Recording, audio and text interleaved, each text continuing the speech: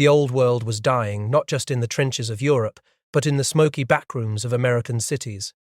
For decades, organized crime had been the domain of the mustache-peaked Sicilian patriarchs who ruled with an iron fist, their power rooted in ancient traditions and a deep-seated mistrust of outsiders.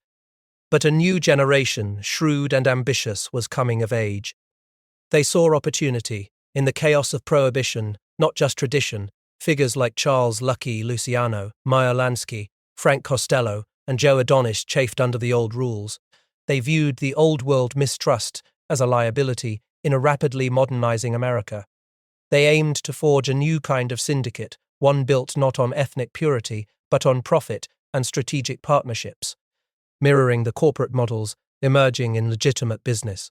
Luciano, despite his notorious reputation, possessed the patience of a saint when it came to long-term strategy, a stark contrast to the short-sighted vision of many of the old bosses. His ally, Benjamin Bugsy Siegel, famously chided his Italian associates for wasting time on petty feuds when larger fortunes awaited. This new era challenged the very notion of organized crime as a purely ethnic phenomenon, with crucial Italian-Jewish partnerships like that of Luciano and Lansky becoming the bedrock of their burgeoning empire. Then, on a quiet Sunday morning, in December 1941, the world erupted. The attack on Pearl Harbor ripped through the fabric of American complacency, thrusting the nation into World War II with a brutal immediacy.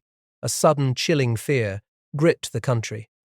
President Franklin Delano Roosevelt himself warned of new methods of attack, the Trojan horse, the fifth column that betrays a nation unprepared for treachery.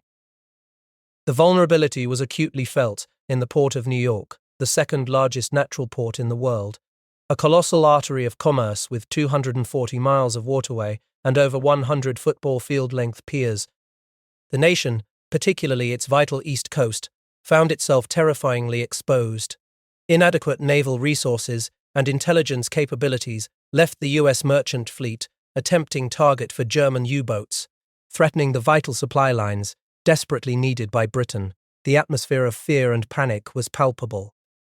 A gloomy run of months, stretching across early 1942, fueled by anxieties about enemy aliens and the chilling spectre of domestic attacks.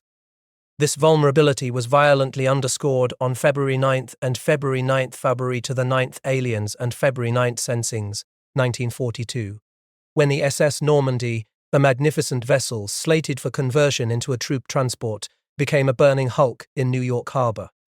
The disaster of the Normandy, a ship so fast it could outrun any U-boat, instantly symbolized the nation's exposed flank.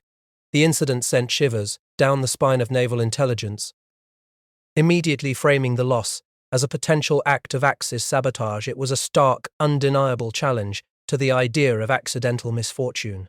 Demanding desperate measures, the conflagration ruthlessly highlighted the abject failure of traditional intelligence methods to penetrate the criminal element that had long controlled the docks. Lieutenant Commander Charles Radcliffe Haffenden, commander of the 3rd Naval District's Office of Naval Intelligence, had already been struggling. His section, despite immense pressure, had failed to produce a single informant capable of piercing the city's vast waterfront, where a pervasive deaf and dumb code of silence, enforced by Italian-American syndicates, rendered longshoremen mute. The Normandy disaster was a catastrophic affirmation of this intelligence blackout. As the smoke cleared from the harbor, a more insidious threat intensified along the east coast. The devastating effectiveness of German U-boat attacks, codenamed Operation Drumbeat, led to massive Allied shipping losses. Merchant ships operating independently as sitting ducks due to the U.S. Navy's severe shortage of warships vanished with alarming regularity. The sheer scale of the destruction created a critical national security crisis. But then came the chilling discovery: unmistakably American supplies, including provisions like sliced bread, were found on salvaged German submarines. This wasn't mere scavenging, it suggested an unseen enemy, or at the very least, active complicity and resupply operations off the American coast. This evidence challenged the initial assumption that U-boats operated solely independently, without external support. It was a realization that sent a cold dread through intelligence circles. America was fighting the tide, a relentless, overwhelming struggle against the U-boat menace that laid bare the profound vulnerability of its entire coastline. By the end of this harrowing period, the USA having degraded government, particularly naval intelligence, faced an unprecedented domestic threat from U-boats and potential sabotage. Traditional intelligence methods had proven woefully ineffective against the entrenched criminal networks that controlled the nation's most vital port. A grim realization dawned: the key to securing the nation, to winning the war, lay not with conventional operatives, but with the very criminal underworld they had sworn to fight. The chill of early 1942 was more than just a meteorological reality. It was a pervasive fear, gripping a nation suddenly thrust into a global war. President Roosevelt himself had voiced the chilling specter of new methods of attack, the Trojan horse, the fifth column, that betrays a nation unprepared for treachery. For Lieutenant Commander Charles Haffenden, the weight of that treachery, pressed down with unbearable force. Recalled to active duty in July 1940, Haffenden, a man who had served in the Great War, now found himself tasked with protecting the nation's most vital artery, the Port of New York. His secret office in the opulent Hotel Astor, designed to shield clandestine informants, felt like a fortress under siege. Despite Haffenden's intense dedication, his physical condition deteriorating from lack of sleep, traditional intelligence methods had failed. His sailors, sent to scout the Hudson River piers in December 1941, had been met with an absolute mum word, an impenetrable wall of silence. The longshoremen, predominantly Italian-American, adhered to a strict deaf and dumb code. Their fear of the syndicates that controlled the docks, exacerbated by Roosevelt's own classification of hundreds of thousands of non-naturalized Italians as enemy aliens. The devastating fire of the SS Normandy had been a catastrophic affirmation of this intelligence blackout. The problem wasn't just spies, it was the very infrastructure of the port. A colossal artery, with 240 miles of waterway and over 100 football field-length piers. This immense network, crucial for moving millions of pounds of fish daily in the endless stream of war materials, was not controlled by the government but by the underworld. The whiff of Fulton's fish mingled with the stench of racketeering and illicit control, a stark juxtaposition of legitimate commerce and criminal enterprise. Truckers, paralyzed by the loading racket and the iron grip of pistol locals, were forced to pay illegal charges for the right to move goods. The Navy, severely short on warships and operating under strict war news censorship, recognized that securing this vital artery required looking beyond official channels. The key, they grimly realized, lay with the very criminal elements they had sworn to fight.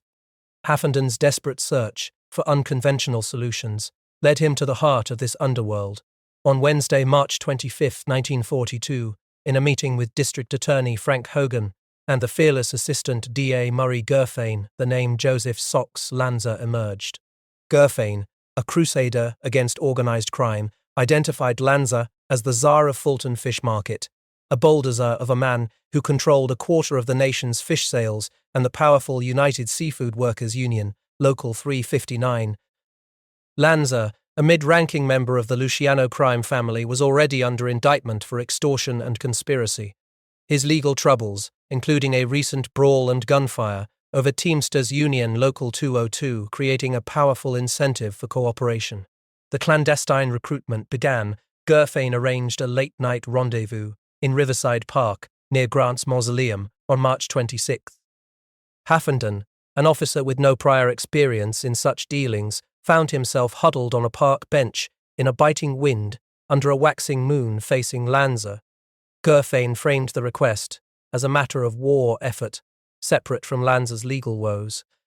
Lanza, despite his hardened criminal background, declared, "I'd love to help put an end to those sinkings," assuring them, "I go along 100%. His desire to protect the fishing smacks that fed his empire was clear. 1942, the initial formalization of this unlikely alliance, unfolded in room 196 of the Hotel Astor. Haffenden, resplendent in his dress uniform, met Lanza, his attorney Joe Guerin, and Gurfein in a room with a dizzying carpet and a hidden safe. The atmosphere was thick with tension. Gurfein reiterated that Lanza's cooperation was voluntary, with no promises from the DA's office. Haffenden looked directly at the mobster, testing his patriotism, his willingness to help stop the sinkings. Lanza, designated Informant 63 in Haffenden's coded reports, agreed, though he requested a few days to consider the full implications. The Navy's desperate need had forced them into an unholy pact. Lanza, however, was merely an entry point. He quickly understood that to truly snap the whip on the entire underworld, a higher authority was needed. He spoke the name Charles Lucky Luciano. Despite being imprisoned at Dannemora since 1936, Luciano still held tremendous power. His word, Lanza affirmed, may give me the right of way. This realization led Haffenden, Lanza and Gerfain back to the Hotel Astor, where they discussed involving the convicted Mafia boss. The next step was Luciano's attorney, Moses Polikoff. Initially resistant, Polikoff, a World War I veteran, was eventually swayed by Gerfain's stark portrayal of the wartime emergency. Polikoff, however, knew he wasn't the man to approach Luciano directly. He needed someone whose patriotism or affection for our country, irrespective of his reputation, is of the highest order. That man was Meyer Little Man Lansky, Luciano's business partner and best friend. Lansky, a mathematical genius known as the human adding machine for his ability to think around a corner, had a legendary loyalty to Luciano. His anti-fascist convictions were also well known. He had personally confronted Nazi sympathizers in Yorkville, dismantling their rallies. Without hesitation, Lansky agreed, "I will be happy to help in any way that I can." The operation expanded rapidly. Lansky, the strategic mind, became the primary intermediary, escalating the alliance to the highest echelons of the underworld. He brought in figures like Joe Adonis, a powerful Brooklyn boss, and the ruthless Johnny Cocky Dunn, chief enforcer of the West Side Piers. Known for his volatile temper and a September 1941 strike and assault on an anti-union business agent, Dunn, incensed by the lack of pier security, had stormed into Polikoff's office, leading to his introduction to Haffenden at the Hotel Astor. These recruitments extended the Navy's reach into crucial waterfront and trucking operations, implicitly challenging the idea that wartime intelligence relies solely on official channels, showcasing the pragmatic, albeit morally complex, use of criminal elements. The pivotal decision to involve Luciano was a desperate gamble. Despite his incarceration, Luciano was perceived by Naval Intelligence to hold significant sway over Italian-American organized crime, and crucially over the individuals controlling waterfront labor. His imprisonment and desire for parole presented a unique leverage point for the Navy, while Luciano, drinking milk for an upset stomach and obsessed with war news, saw cooperation as a path to leniency and rebuilding his empire. His downfall had begun in 1935, when his vote for Dutch Schultz's assassination had led to his prosecution by Thomas Dewey. Now, serving a 30 to 50-year sentence in Little Siberia Dannemora prison, he endured a stark existence. His cell, with its 8 thick round bars and concrete walls, offered cold, squalid conditions, where urine and excrement froze into ice sheets in winter. Luciano, a man of 44, with a distant heart murmur and a deportation warrant hanging over his head like an anvil, was often mixed up and confused, finding comfort only in being mute. To facilitate easier, more discreet access, Haffenden made his most theatrical move. On April 29, 1942, Gerfain met Commissioner Lyons in Albany, and Haffenden's Lieutenant Cowan delivered a coercive letter demanding Luciano's transfer. Lyons, rejecting Sing Sing due to suspicion, arranged the move. On May 12, 1942, Luciano was transferred 112 miles from Dannemora to Great Meadow Prison. Guards frisked and shackled him, sparking anticipation of his unexpected visitors. His new cell, 5 by 8 feet, was a surprising upgrade, clean, with running hot and cold water and decent toilet paper, a stark contrast to Dannemora's squalor. Warden Vernon Morehouse agreed to special provisions for his visitors. The tense negotiations that had led to this move, from the Longchamps restaurant meeting, where Gerfain laid out the problem to Lansky, to Polikoff's trust in Lansky, had set the stage for this unprecedented access. 3 days later, on May 15, 1942, the dramatic moment arrived. Luciano, initially bewildered, reacted with disbelief and joy upon seeing Polikoff and Lansky. "What the hell are you guys doing here?" he exclaimed, having previously refused to talk to investigators, but the reunion was quickly overshadowed by the weighty proposition of Operation Underworld. The formal proposal was laid bare. The Navy, desperate for intelligence and control over the docks, needed his help. Luciano, initially hesitant, cited his deportation warrant. "Look, I'm going to be deported." His internal debate weighed the danger of deportation against the tantalizing possibility of freedom, a path to leniency and rebuilding his empire. This was the moment the high-stakes offer of cooperation for potential clemency was made, transforming the operation from tactical to strategic. It was a profound ethical compromise, the USAB government effectively collaborating with a convicted felon out of wartime necessity, challenging the perception of organized crime figures as solely self-serving, and revealing a complex interplay of patriotism, strategic advantage, and personal gain. The establishment of Operation Underworld marked an unprecedented clandestine alliance between Naval Intelligence and the Mafia. It was a demonstration of extreme wartime pragmatism, suspending normal protocols. In the face of national threat, the Navy, desperately needing access and influence over the New York City waterfront, gained an intelligence network through the underworld's deep penetration. This symbiotic, albeit morally ambiguous, relationship provided crucial access to information and control over the docks, thwarting potential sabotage and enemy infiltration. The Mafia at war had begun, a testament to the desperate measures taken during a time when victory was far from certain, forever blurring the lines between law enforcement and the criminal underworld. As the initial gloomy run of months of 1942 gave way, the clandestine Operation Underworld solidified its grip on the home front, a desperate, pragmatic response to a nation terrifyingly exposed. The immediate focus had been the Port of New York, a colossal artery of commerce, now threatened by Axis sabotage and unseen U-boat resupply operations. To counter this, the U.S. opens had medius. Navy, acutely aware of its inadequate coastal defenses, had leaned heavily on improvisation and civilian cooperation. The Long Island fishing fleet, a network of dozens, even hundreds of boats, had been mobilized as the first line of defense, their daily runs transformed into vital reconnaissance missions against German U-boat. This civilian mobilization, a testament to America's unpreparedness for domestic naval warfare, had ultimately led to the long-overdue dim-out of New York City in April 1942, transforming its iconic skyline into a silhouette of giant mausoleums against the night sky. Yet, securing the waterfront demanded more than just observation, it required ruthless control. The unimpeded flow of war materials was paramount, even if it meant compromising civil liberties and navigating the murky waters of the underworld.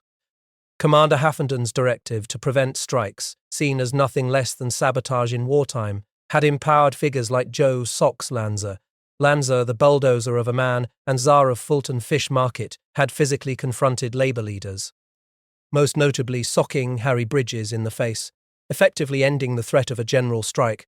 On the East Coast, this chilling efficiency showcased a reality where the war effort was not solely fueled by patriotic fervor or traditional law enforcement, but by the coercive power of organized crime operating under the Navy's covert blessing. Beyond the docks, Operation Underworld's reach extended into the shadowy world of espionage. The alliance had provided crucial intelligence that disrupted Axis sabotage attempts and broadened surveillance of subversive groups within New York City. The landing of German saboteurs on Long Island, part of Operation Pastorius, had been swiftly thwarted. The intricate TU spy ring which linked Spanish diplomats to Japanese espionage and transmitted vital shipping information using invisible ink had been foiled. These successes, validated by the immediate threat of fifth columnists, underscored the urgency and effectiveness of the unconventional intelligence network. Haffenden's unit had even engaged in surreptitious entries, a fancy way of saying burglary, into foreign consulates, where skilled operatives like Felix Sacco and Willis George meticulously bypassed locks, steamed open sealed envelopes, and photographed treasure troves of intelligence, demonstrating the lengths to which the Navy would go to gather information outside traditional channels. As the tide of war turned and the home front became more secure, the focus of Operation Underworld shifted dramatically. The urgent need for intelligence on Axis-occupied Europe, particularly for the anticipated Allied invasion of Italy and Sicily, Operation Husky became paramount. Naval intelligence, facing a critical lack of personnel with direct Italian contacts or knowledge of Sicilian topography and ports, turned once again to its unsavory allies. This necessity spurred a profound shift in perception. Italian Americans, once broadly classified as enemy aliens by President Roosevelt, were now recognized as invaluable allies for their linguistic and cultural connections. Luciano's extensive network was leveraged, and figures like Vincent Mangano, Meyer Lansky, and Joe Adonis brought nervous Italian informants to Hafenden's F section, where they provided granular details about Italy under the implicit invocation of the Padrone system. This intelligence, flowing on hundreds of thousands of small blue, yellow, and white pieces of paper, was meticulously processed into maps and reports, laying the groundwork for the invasion. The Luciano connection reached its zenith with the deployment of 4 specially selected and trained Italian-American officers to Sicily. Lieutenants Paul Alfieri, Anthony Marzullo, Titolo, and Ensign Murray, having undergone arduous commando training, landed on the chaotic beaches of Gela and Licata on D-Day for Operation Husky. In the darkness, amidst the chaos of pillboxes firing and tracer bullets illuminating the night, these officers rushed into deserted towns, shouting to frightened civilians to come out and locate intact minefields. Their direct, harrowing efforts saved hundreds of Allied lives. Lieutenant Alfieri, in a daring infiltration behind enemy lines near Agrigento, raided the Italian Navy headquarters in an inland villa, using explosives to open a safe, barely surviving a piece of shrapnel that nearly killed him. He uncovered a treasure trove of Italian and German tactical ciphers, codes, and maps with safe conduct routes. This intelligence, immediately recognized by Admiral Connolly, proved crucial for diverting warships and preventing further Allied losses. Operation Underworld, through its clandestine alliances, successfully secured the home front against sabotage and labor unrest, and provided vital intelligence that significantly aided the Allied invasion of Sicily. Demonstrating the pragmatic, albeit ethically fraught, use of criminal networks for strategic advantage. The war was over, but for some the battles were just beginning. As the world exhaled a collective sigh of relief, the question of Lucky Luciano's clemency loomed, a persistent shadow cast by the highly classified Operation Underworld. Rumors of a corrupt deal with Governor Thomas Dewey, the very prosecutor who had put Luciano behind bars, swirled like a noxious fog, forcing Naval Intelligence to confront the deeply inconvenient truth of its wartime alliance. The Navy, having leveraged Luciano's network for national security, now faced immense pressure to either acknowledge or deny his contributions. This period, fraught with political intrigue and institutional self-preservation, directly addressed and ultimately debunked the myth that Thomas Dewey was bribed or made a corrupt deal with people,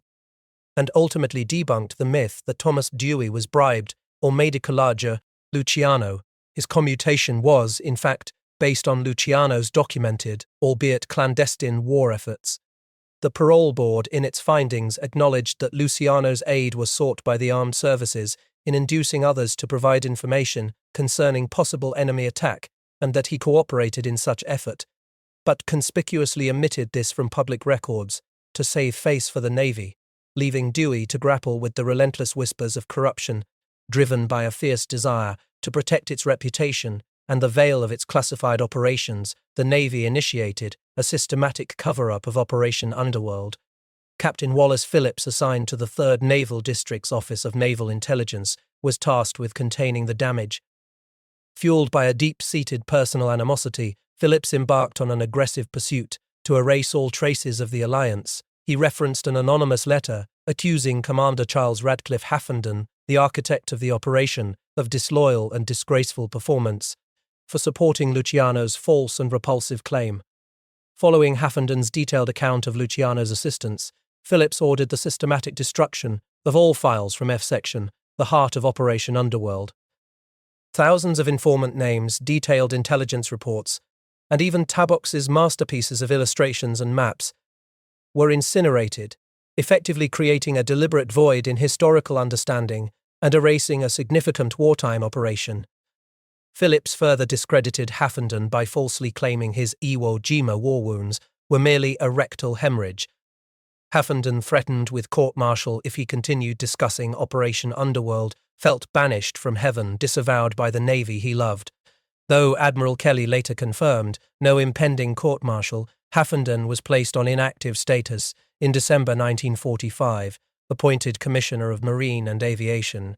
January 1946, his public service was short-lived. Mayor O'Dwyer, calculating that helping Haffenden would only drag his administration into scandal, forced his resignation in May 1946, abruptly cancelling all advertised contracts at Idlewild Airport. Haffenden's successor, Harold McDowell, famously summarized the Navy's view, stating, "When you go to sleep with dogs, you get up with fleas." Haffenden, suffering from cognitive decline possibly exacerbated by his Iwo Jima blast, died in 1952 with a final wish that his story be told, leaving his family to grapple with shame and his vital contributions largely suppressed. Despite the Navy's strenuous efforts, the truth slowly began to emerge. Notably through the Hurlens investigation, initiated by Thomas Dewey to clear his name, and subsequent declassification of documents. Thomas Dewey, weary of the relentless whispers that continued to dog his reputation, hired William B. Hurlens, an investigator's investigator, in January 1954. Hurlens embarked on an extensive 8-month investigation, interviewing 31 naval officers, 5 civilian agents, members of the district attorney's office, lawyers, and 5 prominent racketeers. The resulting 2,883 pages of testimony, though often vague due to the Mafia's Code of Omerta, formed the basis of the 101-page Hurlens report. This report definitively answered questions about Luciano's wartime aid, concluding that his cooperation was unequivocally yes. This crucial finding directly challenged the notion that Luciano provided absolutely nothing to the war effort, detailing his intelligence contributions and the Navy's utilization of his network. Yet, the report remained classified. Rear Admiral Carl S. Bay wrote to Hurlens, expressing the Navy's apprehension that publication might bring harm to the Navy and inspire a rush of thriller stories. Thus the report, with its crucial evidence, was withheld, leaving Dewey to die without being able to publicly vindicate his actions. It was not until 1977 that the Hurlens report was declassified, finally allowing for a more factual account to be constructed, notably through Rodney Campbell's The Luciano Project. Luciano, frustrated by the delay in his clemency decision, harbored a false hope that Governor Dewey would be his savior. But on December 3, 1945, the parole board recommended commutation for deportation only. On February 2, 1946, Luciano was officially ordered deported. Facing his last 2 months in America, he was emotionally devastated. At Ellis Island, he had a somber 20-minute meeting with Meyer Lansky, Frank Costello, and his lawyer Moses Polikoff, giving most of his $388 prison commissary cash to Polikoff. He wept, banging his head against the wall in despair. The next day, shackled and escorted to the Liberty ship Laura Keene, he was driven through Manhattan for the last time. A black limousine, granted access to the pier by an Isla Union badge, brought him to the ship. Though offered luxury, like wine and veal cutlets, Luciano was too stressed to eat, his stomach dropping as the ship's horn sounded. Close to tears, he defiantly declared, "Fuck 'em all, I'll be back." He gazed at the iconic skyline, profoundly saddened that he could not physically touch or smell the city he considered his kingdom. Upon arrival in Genoa, Italy, he was immediately arrested. By late October 1946, he had relocated to Havana, Cuba, investing $150,000 in the Hotel Nacional, eager to reassert his leadership. This ambition culminated in the Havana Conference beginning December 22, 1946, where Luciano gathered the Underworld's elite.